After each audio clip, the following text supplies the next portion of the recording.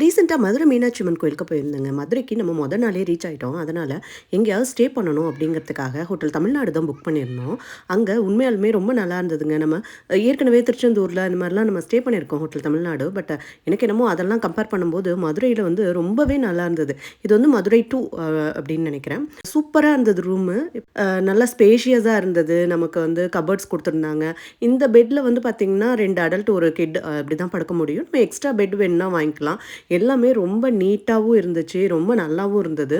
ஒரு நாள் தான் நம்ம ஸ்டே பண்ண போறோம் அப்டின்னாலும், நமக்கு அந்த கன்வீனியன்ட்டும் வேணும் இல்லையா? ஸோ நல்லா இருந்ததுங்க.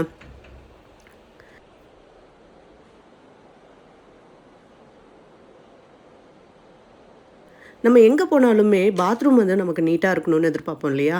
இங்க பாத்ரூம் ரொம்பவே நீட்டா இருந்துச்சு. நல்லா ஸ்பேஷியஸாவும் இருந்தது. அது மட்டும் இல்லாம பால்கனி ரூம் இது. நல்லா இருந்தது. பால்கனியும் நல்லா ஸ்பேஷியஸா நல்லா இருந்தது. வெளியில பார்க்கறதுக்கு.